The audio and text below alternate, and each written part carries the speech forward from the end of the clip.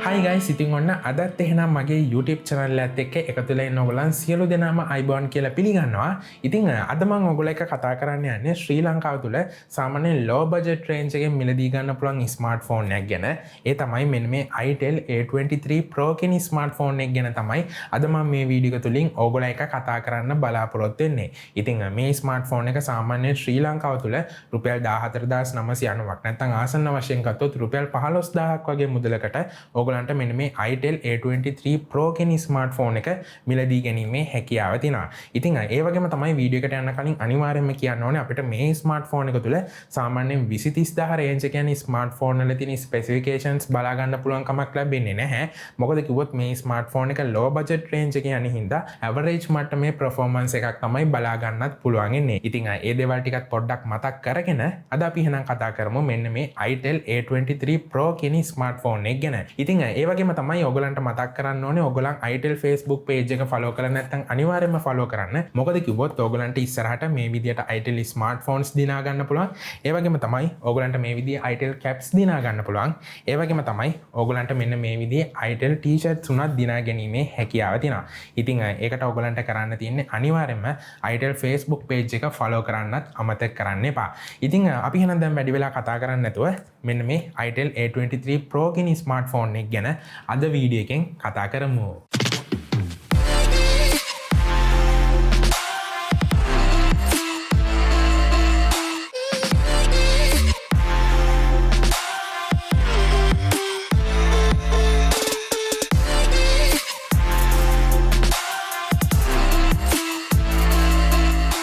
හරි ඉතින් අපි එහෙනම් දැන් මුලින්ම මෙන්න මේ Itel A23 Pro කියන ස්මාර්ට්ෆෝන් එක අන්බොක්ස් කරලා බලමු අපිට මේ බොක්ස් එක ඇතුලේදී මොන වගේ දේවල්ද බලා ගන්න පුළුවන් ඉන්නේ කියලා. ඉතින් මේක අන්බොක්ස් කරන්න කලින් අපි පොඩ්ඩක් මේකේ තියෙන බොක්ස් එක ගැන කතා කරොත් ඕගලන්ට මේ බොක්ස් එකේ ඉදිරිපස බලා ගන්න පුළුවන් මේ ස්මාර්ට්ෆෝන් එකේ පික්චර් එකක් තියෙනවා. ඒ වගේම තමයි ඕගලන්ට බලා ගන්න පුළුවන් මේ බොක්ස් එකේ දෙපැත්තෙන් A23 Pro කියලා සඳහන් කරලා තියෙනවා. ඒ වගේම තමයි මේ බොක්ස් එකේ අපි බෑක් සයිඩ් එක බැලුවොත් මේ ස්මාර්ට්ෆෝන් එකේ තියෙන main key features ගැන මේගොල්ලන් සඳහන් කරලා තියෙනවා. ඉතින් ඒ දේවල් ගැන අපි මේ වීඩියෝ එකේ ඉස්සරහට අනිවාර්යයෙන්ම කතා කරමු. හරි. ඉතින් මම එහෙනම් දැන් මෙන්න මේ Itel A23 Pro කියන ස්මාර්ට්ෆෝන් එකේ තියෙන බොක්ස් එක මෙන්න මේ විදිහට අන්බොක්ස් කරගන්නවා. ඉතින් මේක අන්බොක්ස් කරපු ගමන්ම ඕගලන්ට බලා ගන්න පුළුවන් මේ විදිහට අපේ Itel A23 Pro කියන ස්මාර්ට්ෆෝන් එක හම්බෙලා තිනවා. ඉතින් දැන්ට මම මේ ස්මාර්ට්ෆෝන් එක මේ විදිහට පැත්තකින් තියාගන්නම්. ඉතින් අපි ඊට පස්සේ බලමු මේ බොක්ස් එක ඇතුලේදී අපිට තව මොනවාද බලා ගන්න පුළුවන් ඉන්නේ කියලා. ඉතින් ඊට පස්සේ ඕගලන්ට බලා ගන්න පුළුවන් මේ විදිහට අපිට micro USB charging cable එක හම්බෙලා තියෙනවා. ඊට පස්සේ ඔයගලන්ට බලා ගන්න පුළුවන් ඉන්නේ මේ විදිහට අපේ බැටරි එක හම්බෙලා තියෙනවා. ඉතින් අපිට මේ ස්මාර්ට්ෆෝන් එකේදී removable බැටරි එකක් තමයි බලා ගන්න පුළුවන් ඉන්නේ. ඉතින් අපි මේ ගැනත් මේ වීඩියෝ එකේ ඉස්සරහට අනිවාර්යයෙන්ම කතා කරමු. ඒ වගේම තමයි ඔයගලන්ට ඊට පස්සේ බලා ගන්න පුළුවන් මේ විදිහට අපිට මේ ස්මාර්ට්ෆෝන් එකට හම්බෙන warranty card එක හම්බෙලා තියෙනවා. ඒ වගේම තමයි ඔයගලන්ට මේ box එක තුල අවසාන වශයෙන් බලා ගන්න පුළුවන් ඉන්නේ මෙන්න මේ විදිහට අපිට standard charging brick එකක් හම්බෙලා තියෙනවා. ඉතින් ඔන්න ওই ටික තමයි අපිට මෙන්න මේ Itel A23 Pro කියන ස්මාර්ට්ෆෝන් එක අන්බොක්ස් කරද්දි බලා ගන්න පුළුවන් ඉන්නේ. ඉතින් අපි එහෙනම් දැන් බලමු මෙන්න මේ Itel A23 Pro ස්මාර්ට්ෆෝන් එකේ cover එක ඉවත් කරගෙන අපිට මොන විදිහටද මේ ස්මාර්ට්ෆෝන් එක බලා ගන්න පුළුවන් ඉන්නේ කියලා. ඉතින් මම එහෙනම් දැන් මේ විදිහට මේ ස්මාර්ට්ෆෝන් එකේ තියෙන cover එක ඉවත් කරගන්නම්. ඉතින් ඕගොල්ලන්ට මෙන්න මේ විදිහට තමයි මෙන්න මේ Itel A23 Pro කියන ස්මාර්ට්ෆෝන් එක බලා ගන්න පුළුවන් ඉන්නේ. හරි. ඉතින් ඔන්න ওই විදිහට තමයි ඕගොල්ලන්ට මෙන්න මේ Itel A23 Pro කියන ස්මාර්ට්ෆෝන් එකේ තියෙන අන්බොක්සින් එක්ස්පීරියන්ස් එක බලා ගන්න පුළුවන් උනේ. ඉතින් ඊට පස්සේ මම ඔයගොල්ලෝ එක්ක කතා කරන්න කැමතියි මේ ස්මාර්ට්ෆෝන් එකේ තියෙන අපියරන්ස් එක ගැන.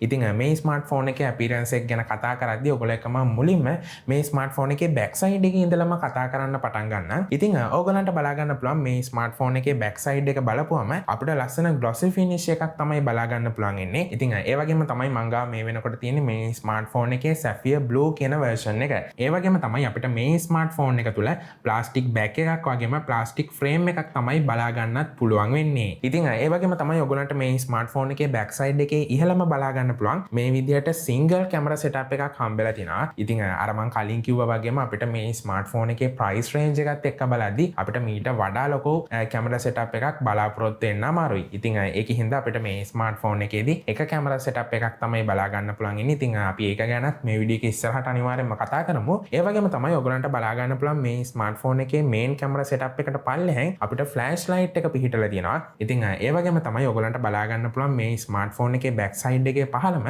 අපිට Itel logo එකත් බලා ගැනීමේ හැකියාව තියෙනවා. ඒ වගේම තමයි අපි මේ ස්මාර්ට්ෆෝන් එකේ තියෙන බටන් සහ පෝට්ස් ගැන කතා කරද්දී ඔයගලන්ට බලා ගන්න පුළුවන් මේ ස්මාර්ට්ෆෝන් එකේ දකුණු පස අපිට පවර් බටන් එක වගේම වොලියම් රොකර් එක පිහිටලා තියෙනවා. ඒ වගේම තමයි ඔයගලන්ට මේ ස්මාර්ට්ෆෝන් එකේ පහළ කොටසේදී බලා ගන්න පුළුවන් මේ ස්මාර්ට්ෆෝන් එකේ තියෙන මේන් මයික්‍රොෆෝන් එක පිහිටලා තියෙනවා. ඒ වගේම තමයි මේ ස්මාර්ට්ෆෝන් එකේ ඉහළ කොටසේදී තමයි අපිට මේ ස්මාර්ට්ෆෝන් එකේ තියෙන මයික්‍රෝ USB පෝට් එක සහ මේ ස්මාර්ට්ෆෝන් එකේ තියෙන 3.5mm ඔඩියෝ පෝට් එක බලා ගන්න පුළුවන් ඉන්නේ. ඉතින් අපිට මේ ස්මාර්ට්ෆෝන් එකේ දකුණු පස බැලුවොත් කිසිම දෙයක් බලා ගන්න පුළුවන් කමක් ලැබෙන්නේ නැහැ. ඉතින් එතකොට ඔයගොල්ලන් බලන්න ඇති මේ ස්මාර්ට්ෆෝන් එකේ තියෙන SIM tray එක එහෙම නැත්නම් කාර් ස්ලොට් එක අපිට කොතනද බලා ගන්න පුළුවන් ඉන්නේ කියලා. ඉතින් ඔයගොල්ලන්ට බලා ගන්න පුළුවන් අපිට මේ ස්මාර්ට්ෆෝන් එකේ මෙන්න මේ බෑක් කවර් එක ගලවන්න පුළුවන්. ඉතින් මේ ස්මාර්ට්ෆෝන් එකේ මේ තියෙන බෑක් කවර් එක ගැලවුවට පස්සේ තමයි අපිට මේ ස්මාර්ට්ෆෝන් එකේ තියෙන මෙන්න මේ ඩෙඩිකේටඩ් කාර් ස්ලොට් එක බලා ගන්න පුළුවන් ඉන්නේ. ඉතින් මෙතනදී ඔයගොල්ලන්ට SIM දෙකක් වගේම එක microSD කාඩ් එකක් දාලා යූස් කරන්න පුළුවන්. ඉතින් ඒ වගේම තමයි ඔයගොල්ලන්ට මේ ස්මාර්ට්ෆෝන් එකේ තියෙන ස්ටෝරේජ් එක 32GB දක්වා වැඩි කර ගැනීමේ හැකියාව තියෙනවා. ඉතින් ඒ වගේම තමයි අපි මේ ස්මාර්ට්ෆෝන් එකේ තියෙන ෆ්‍රන්ට් සයිඩ් එක ගැන කතා කරොත් ඔයගොල්ලන්ට ෆ්‍රන්ට් එකේ ඉහළම බලා ගන්න පුළුවන් සෙල්ෆි කැමරා එක පිහිටලා තියෙනවා. ඒ වගේම තමයි මේන් ස්පීකර් එක පිහිටලා තියෙනවා. ඉතින් ඒ වගේම තමයි ඔයගොල්ලන්ට බලා ගන්න පුළුවන් මේ ස්මාර්ට්ෆෝන් එකේ සෙල්ෆි කැමරා එකට එන ෆ්ලෑෂ් ලයිට් එකත් මේ ස්මාර්ට්ෆෝන් එකේ ෆ්‍රන්ට් සයිඩ් එකේ පිහිටලා තියෙනවා. ඒ වගේම තමයි මෙන්න මේ Itel A23 Pro කියන ස්මාර්ට්ෆෝන් එක ග්‍රෑම් 156ක බරකින් යුක්ත වෙන විදිහට තමයි නිර්මාණය කරලා තියෙන්නේ. හරි. ඉතින් ඊට පස්සේ මම ඔයගොල්ලෝ එක කතා කරන්න කැමතියි මේ ස්මාර්ට්ෆෝන් එකේ තියෙන ඩිස්ප්ලේ එක ගැන. ඉතින් අපිට මේ ස්මාර්ට්ෆෝන් එකේදී අඟල් 5ක LCD ඩිස්ප්ලේ එකක් තමයි බලා ගන්න පුළුවන් ඉන්නේ. ඉතින් ඒ වගේම තමයි ඔයගොල්ලන්ට බලා ගන්න පුළුවන් මේ ස්මාර්ට්ෆෝන් එකේ ෆ්‍රන්ට් සයිඩ් එක බැලුවම අපිට බෙසල්ස් උනත් ගොඩක්ම ලොකුවට බලා ගන්න පුළුවන්. ඉතින් ඊට අමතරව අපි මේ ස්මාර්ට්ෆෝන් එකේ තියෙන ඩිස්ප්ලේ රෙසලූෂන්ස් ගැන කතා කරද්දී අපිට 480ට 854 කියන පික්සල් රේට් එකෙන් තමයි මේ ස්මාර්ට්ෆෝන් එකේ තියෙන ඩිස්ප්ලේ රෙසලූෂන්ස් ප්‍රමාණය බලා ගන්න පුළුවන් ඉන්නේ. ඉතින් ඊට අමතරව අපිට මේ ස්මාර්ට්ෆෝන් එක තුල 196ක ppi අගයකොත් බලා ගන්න පුළුවන්. ඊට අමතරව අපිට මේ ස්මාර්ට්ෆෝන් එකේ ඩිස්ප්ලේ එක තුල 164.1ක ස්ක්‍රීන් ටු බොඩි රේෂියෝ එකකුත් බලා ගන්න පුළුවන්. ඉතින් ඔන්න ওই විදිහට තමයි අපිට මෙන්න මේ Itel A23 Pro කියන ස්මාර්ට්ෆෝන් එකේ තියෙන ඩිස්ප්ලේ එක බලා ගන්න පුළුවන් ඉන්නේ. ඉතින් සාමාන්‍යයෙන් ඔයගොල්ලන් YouTube වීඩියෝ එකක් බලනවා නම් එහෙම නැත්නම් ඔයගොල්ලන් සාමාන්‍යයෙන් පොඩි ගේම්ස් වගේ ප්ලේ කරනවා නම් ඔයගොල්ලන්ට කිසිම අවුලක් නැතුව මේ ඩිස්ප්ලේ එකෙන් ඔයගොල්ලන්ට හොඳට පික්චර් එකක් බලා ගැනීමේ හැකියාව තියෙනවා. ඉතින් මේ ස්මාර්ට්ෆෝන් එකේ ප්‍රයිස් රේන්ජ් එකට සාපේක්ෂව අපිට මේ ස්මාර්ට්ෆෝන් එකේ තියෙන ඩිස්ප්ලේ එක තුල ගොඩාක් ලොකු අවුලක් බලා ගන්න පුළුවන් කමක් ලැබෙන්නේ නැහැ. ඉතින් ඊට පස්සේ මම ඔයගොල්ලෝ එක කතා කරන්න යන්නේ මේ ස්මාර්ට්ෆෝන් එකේ තියෙන හાર્ඩ්වෙයාර් පැත්ත ගැන. ඉතින් අපිට මේ ස්මාර්ට්ෆෝන් එකේ තියෙන හાર્ඩ්වෙයාර් පැත්ත ගැන කතා කරද්දී බලා ගන්න පුළුවන් UniSoc SC9832E කියන quad core CPU එකක් තමයි බලා ගන්න පුළුවන් ඉන්නේ. ඉතින් ඒ වගේම තමයි අපිට මේ ස්මාර්ට්ෆෝන් එකේදී 1GB RAM එකක් වගේම 8GB internal storage එකක් තමයි බලා ගන්න පුළුවන් ඉන්නේ.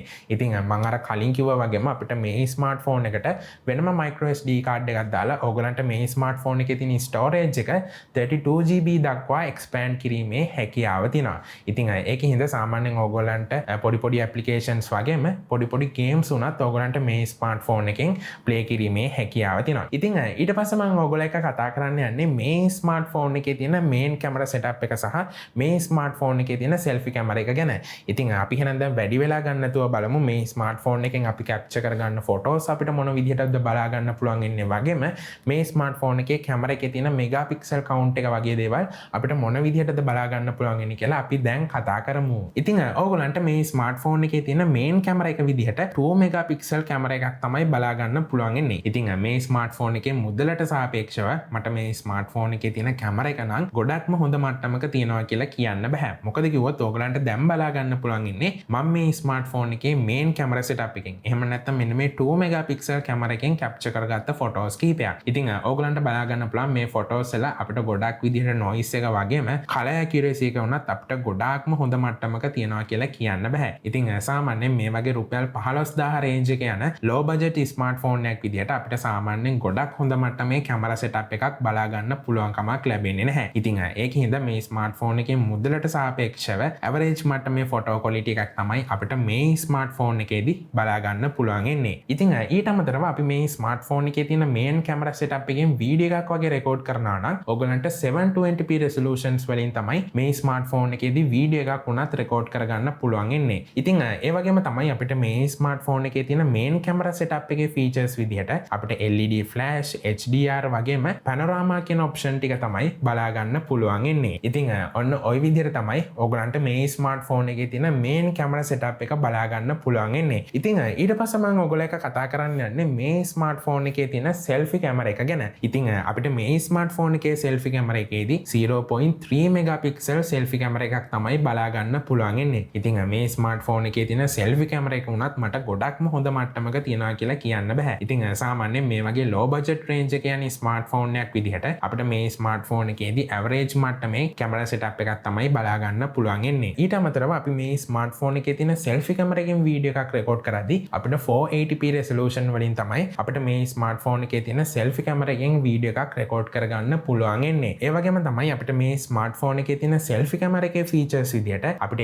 LED flash, HDR සහ panorama කියන ඔප්ෂන් ටික තමයි අපිට මේ ස්මාර්ට්ෆෝන් එකේ තියෙන selfie කැමරා එකේ තියෙන features විදිහට බලා ගන්න පුළුවන් වෙන්නේ. ඊට පස්සේ මම ඔයගොල්ලෝ එක කතා කරන්න කැමති මේ ස්මාර්ට්ෆෝන් එකේ තියෙන OS එක ගැන. ඉතින් අපිට මේ ස්මාර්ට්ෆෝන් එකේදී Android 10 Go edition එක තමයි බලා ගන්න පුළුවන් ඉන්නේ. ඉතින් ඒ වගේම තමයි අපි මේ ස්මාර්ට්ෆෝන් එකේ තියෙන UI එක ගැන කතා කරද්දී නම් මට කියන්න පුළුවන් මේ ස්මාර්ට්ෆෝන් එකේ price range එකට සාපේක්ෂව ගොඩක්ම හොඳ මට්ටමක තියෙනවා කියලා කියන්න පුළුවන්. මොකද කිව්වොත් මේගොල්ලන් මේ ස්මාර්ට්ෆෝන් එකේ තියෙන Android 10 Go edition එකත් එක්ක ගොඩක් හොඳට මේ ස්මාර්ට්ෆෝන් එකේ තියෙන UI එක නම් හොඳට optimize කරලා තියෙනවා කියලා කියන්න පුළුවන්. හරි. ඉතින් ඊට පස්සේ මම ඔයගොල්ලෝ එක්ක කතා කරන්න කැමති මේ ස්මාර්ට්ෆෝන් එකේ තියෙන sensors ගැන. ඉතින් අපිට මේ ස්මාර්ට්ෆෝන් එකේදී fingerprint sensor එකක් නම් බලා ගන්න පුළුවන් කමක් ලැබෙන්නේ නැහැ. නමුත් අපිට මේ ස්මාර්ට්ෆෝන් එකේදී face recognition option එක නම් බලා ගැනීමේ හැකියාව තියෙනවා.